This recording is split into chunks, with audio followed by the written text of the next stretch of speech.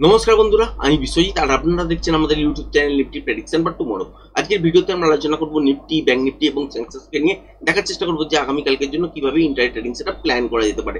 তার আগে গতকালকের ভিডিওতে আপনাদের সাথে শেয়ার করেছিলাম যে ট্রেন্ডিং টাইপের মুভমেন্ট দেখবেন, তার সাথে সাথে কিন্তু আপসাইডের দিকের জন্য মুভমেন্ট কিন্তু হবে। 25,000-এর ওপর ক্লোজিং ছাড়া যদি দেখেন আলটিমেট কিন্তু কিছুই মেলেনি। যদি দেখেন রেঞ্জ ক্যালকুলেশন অনুযায়ী আমরা প্রেডিক্ট করে থাকি যে বাজারের মধ্যে কিরম ধরনের মুভমেন্ট আসবে। আগের দিন রাত্রিবেলায় সেটা কিন্তু বসে রেঞ্জ ক্যালকুলেশন অনুযায়ী বোঝা যায়। সেই অনুযায়ী কিন্তু আপনাদের সাথে শেয়ার করেছিলাম যে আজকের দিনে কিন্তু একটা ব্যাপক ভালো ট্রেন্ডিং টাইপের মুভমেন্ট ওপরের দিকের জন্য কিন্তু দেখতে চলেছি। সেটা কিন্তু হয়নি। যারা যারা বাজারটাকে দেখেছেন তারা বুঝতেই পারছেন যে বাজারের মধ্যে রেঞ্জ বাউন্ড, তার সঙ্গে সঙ্গে ট্রিকি নয়েজ, এই দুটোই কিন্তু ছিল। এটা কি আগামীকাল শিফট করতে পারে? অনেক সময় কি হয় যে প্রত্যেকটা দিন যখন ক্যালকুলেশন করছেন, রেঞ্জ ক্যালকুলেশন হচ্ছে, সেই অনুযায়ী কি হয় যে নেক্সট দিন কাজ করতে শুরু করে। এই রকম জিনিসটা কিন্তু কন্টিনিউ চলতে থাকবে 1 মাস, 1.5 মাস, কখনো কখনো 2 মাস পর্যন্ত। তারপর একদিন দেখবেন যে এইরকম রেঞ্জ ক্যালকুলেশন মিলবে না এবং সেটা কিন্তু শিফট হয়ে যাবে নেক্সট দিনে। মানে আজকে ধরুন বসে রেঞ্জ যেটা দেখছেন সেটা আগামীকাল না হয়ে গিয়ে পরশু দিন হবে। যেমন আমরা গতকালকে যেটা প্রেডিক্ট করেছিলাম সেটা আজকের দিনে হয়নি, সেটা হচ্ছে নেক্সট দিন হতে পারে। মানে শুক্রবার দিন কিন্তু এই ট্রেন্ডিং মুভমেন্টটা আসতে পারে। সেটাই কিন্তু এখনো দেখার, এবং প্রমাণ আপনারাও পেয়ে যাবেন, আমরাও পেয়ে যাব যে আলটিমেট যেরকম ধরনের প্রেডিকশন করে করে আসছি এতদিন ধরে, এবং যে জিনিসগুলো দেখা যায় মার্কেটের মধ্যে সেই অনুযায়ী যদি দেখেন রেঞ্জ শিফটিং একবার হয়, মাস, 1.5 মাস, 2 মাসের মধ্যে একবার মেলে না, কিন্তু বাদ বাকি দিন এভরিডে কিন্তু মেলে। তো সেই রকম অনুযায়ী যদি দেখেন তাহলে আগামীকাল কিন্তু ট্রেন্ডিং মুভমেন্ট হওয়ার চান্স আছে। আমরাও দেখব, আপনারাও দেখার চেষ্টা করুন। তারপর টেকনিক্যালি একটা জায়গা, সেটা হচ্ছে রিটেস্ট হওয়ার পর বাজার কিন্তু এখান থেকে উপরের দিকেই লাগাতার কিন্তু চলছে। এবার আওয়ারলি যদি সুইং হাই আর সুইং লো এর যদি কথা বলেন তাহলে আলটিমেট কিন্তু সুইং লো ব্রেক করছে না।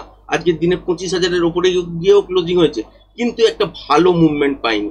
সেটা আগামীকাল কিন্তু আসতে পারে রেঞ্জ শিফটের কারণের জন্য। এবার এটাই কিন্তু দেখার। এবার হচ্ছে আওয়ারলি চার্ট অনুযায়ী যদি দেখেন তাহলে হচ্ছে সেক্ষেত্রে এই যে সুইং যে লোটা আছে যেটা হচ্ছে 24,915-20, এই জায়গাটা, এই সুইং লোটা যদি ব্রেক করে দেয় তাহলে এখান থেকে কিন্তু সেল অফ শুরু হবে। মানে এই লেভেলটা ব্রেক করার পর ছোটখাটো বাউন্স করবে, আর ওপরের দিকের জন্য চলতে পারবে না। তারপর কিন্তু তলার দিকের জন্য আসবে। তার আগে পর্যন্ত তলার দিকের জন্য যেখানে দিয়েই আসুক না কেন, যদি দেখা যায় যে 24,918-15 এই লেভেলটাকে আর ব্রেক করতে চাইছে না, তাহলে এখান থেকে বাউন্স ব্যাক কিন্তু হতেই পারে। আওয়ারলি চার্ট অনুযায়ী যদি ব্যাংক নিফটির ক্ষেত্রে দেখেন তাহলে কিন্তু এই যে সুইং লোটা দেখতে পাচ্ছেন এইখানটাতে, যেটা 54,400, তো 54,400 যতক্ষণ না ব্রেক করছে ততক্ষণ পর্যন্ত কিন্তু সেলিং এর জন্য ঘুরবে না। মানে এখান থেকে যে তলার দিকের জন্য বাজার যে করতে পারে তার যে সিচুয়েশন তৈরি হয়, এই যতক্ষণ না 54,400 ব্রেক করবে ততক্ষণ পর্যন্ত তলার দিকের জন্য ব্যাংক নিফটি কিন্তু আসবে না। তার মানে এইখান থেকে তলার দিকের জন্য আসতেই পারে। 54,400 ব্রেক না করলে এখান থেকে বাউন্স ব্যাক কিন্তু করবেই করবে। এবার হচ্ছে সেন্সেক্স এর ক্ষেত্রে যদি দেখেন তাহলে তলার দিকের জন্য আমরা হচ্ছে এই যে সুইংটা দেখতে পাচ্ছেন লাস্ট লো হয়েছে, যেটা হচ্ছে 81,216, এই লেভেলটাকে যতক্ষণ না ব্রেক করে সাস্টেন করছে ততক্ষণ পর্যন্ত স্কেল অফ এখান থেকে আসবে না। তাহলে তলার দিকের জন্য এলেও এই সুইংটা যদি ব্রেক না করে এখান থেকে বাউন্স ব্যাক কিন্তু করবেই। এটা কিন্তু বুঝে যান। এবার হচ্ছে আমরা চারটাকে বড় করছি এবং 5 মিনিটে টাইম ফ্রেম অনুযায়ী সাজিয়ে নিচ্ছি।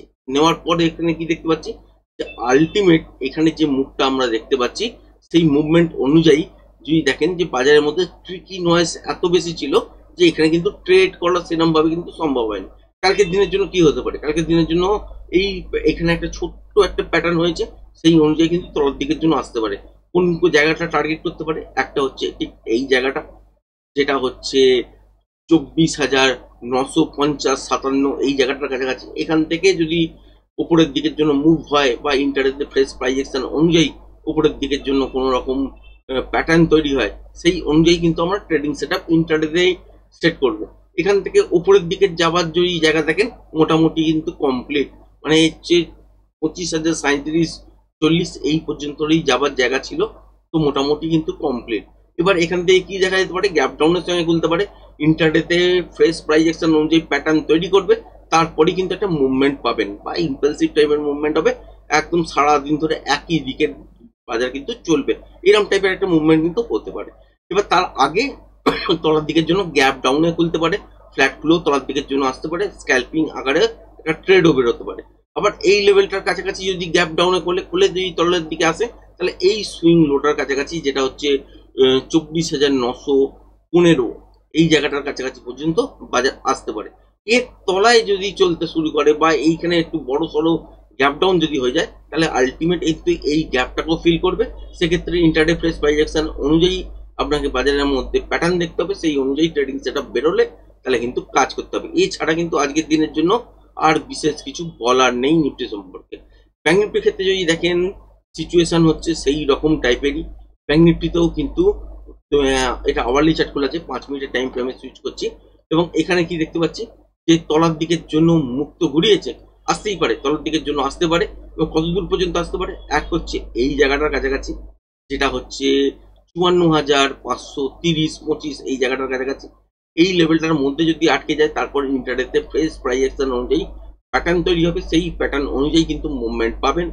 এছাড়া ইম্পালসিভ মুভ হিসেবে যদি উপরের দিকে যায়, তাহলে কিন্তু কন্টিনিউ লাগাতার একটা বড় মুভমেন্ট কিন্তু হতে পারে। এবার যেহেতু রেঞ্জ ক্যালকুলেশন অনুযায়ী শিফট যদি হয়ে থাকে অরিজিনালি, তাহলে আজকের দিনে গতকালকে যেটা আমরা ভেবেছিলাম যে আজকের দিনে হবে, সেটা আজকের দিনে না হয় কিন্তু নেক্সট দিন হবে। আমরা শুক্রবার দিন যদি হয়, তাহলে কিন্তু একটা ভালো ইম্পালসিভ মুভ কিন্তু আমরা পেতে পারি। এবার যদি দেখি যে গ্যাপ ডাউনে খুলেছে, এই লেভেলটাকেও ব্রেক করেছে, তলার দিকের জন্য চলছে, তাহলে এই জায়গাটার কাছাকাছি আটকাতে পারে যেটা হচ্ছে 54,400। এই লেভেলটার কাছাকাছি থেকে যদি বাউন্স করে, তাহলে ইম্পালসিভ মুভ কিন্তু একটা ক্রিয়েট হতে পারে।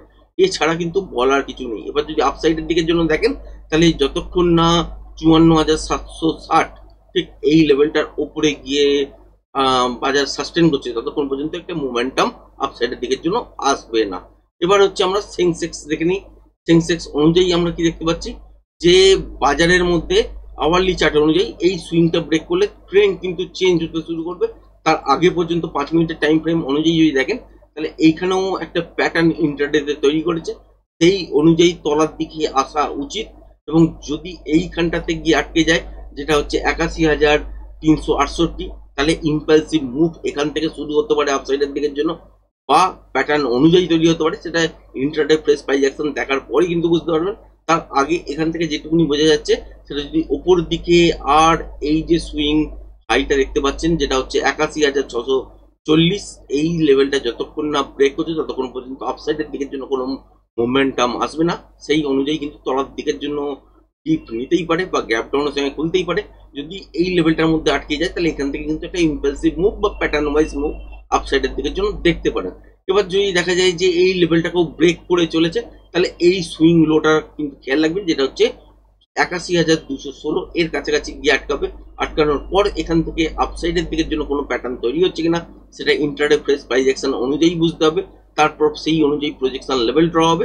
তারপরেই কিন্তু আপনার দেখবেন যে আলটিমেট প্রজেকশন লেভেলের পর পিআর সেট লেভেল সেট করার পর ট্রেডিং সেটআপ ওপেন হবে। আর যদি কন্টিনিউশন প্যাটার্ন এই তলাতেই তৈরি হয়, তাহলে এই রেঞ্জটাকে ব্রেক করার পর আবারও তলার দিকের জন্য মুভ করবে।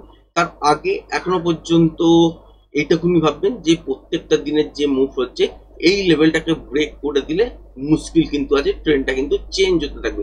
তার আগে পর্যন্ত ট্রেন্ড কিন্তু চেঞ্জ হচ্ছে না, তলার দিকে আসতেই পারে। এই যেখানে যা প্যাটার্ন তৈরি করেছে, সেই প্যাটার্ন অনুযায়ী তলার দিকের জন্য মুভ বেশ কিছুটা মর্নিং এর দিকে দেখতেই পারেন। তারপরে এখান থেকে বাউন্স ব্যাক করার চান্সও কিন্তু থাকবে এবং ট্রেন্ডিং টাইপের একটা ভালো মুভ হবার চান্সেস কিন্তু থাকবে যদি রেঞ্জটা শিফট হয়ে থাকে একদিন পরে গিয়ে দেখতে পারেন। তাহলে শুক্রবার দিনে কিন্তু আবারও রেঞ্জ বাউন্ডের স্বপ্ন হয়তো আপনাদের দেখাচ্ছি, কিন্তু বাস্তবে এটাই সত্যি যে কোনো কোনো সময় দেখবেন মাস দুয়েকের মধ্যে একবার না একটা কি হয় যে আলটিমেট ধরুন চলছে যেরকম মুভমেন্টটা, এই যে মুভমেন্টটা যদি শিফটিং হয়ে থাকে অলরেডি, সেটা কি আজকে রাত্রিবেলা যে ক্যালকুলেশনটা করছি সেটা আগামীকাল হবে না, সেটা পরশু দিন গিয়ে কাজ হবে। এটাই কিন্তু দেখবেন যে মাস দুয়েক ধরে এটাই লাগাতার চলতে থাকবে। তারপরে কোনো একদিন দেখবো যে আলটিমেট এই জিনিসটা মেলেনি, তারপরেই দেখবেন যে যে দিন দেখছি তার সেই দিনই, মানে রাত্রিবেলা হয়তো দেখছি, পরের দিন সকালবেলাই হয়তো কাজ করতে শুরু করে দিয়েছে সেই রকম বাজার অনুযায়ী। তো তখনও কিন্তু সেই জিনিসটা মিলবে না, সেই অনুযায়ী কিন্তু আবারও শিফটিং হবে। এরমই কিন্তু বারবার আমরা জিনিস দেখে এসেছি, সেই অনুযায়ী আপনাদের সাথে শেয়ার করছি যে আলটিমেট যে ক্যালকুলেশনটা গতকালকে করেছিলাম আজকের জন্য, আজকে তো মেলেনি। একটা সুযোগ আছে, যেটা হচ্ছে যদি শিফটিং হয়ে থাকে তাহলে হচ্ছে সেটা কালকে আপনারা কিন্তু দেখতে পাবেন এবং বড় ধরনের মুভমেন্ট দেখতে পাবেন। যাই হোক, আজকের ভিডিওটা এই পর্যন্তই রাখলাম। ধন্যবাদ।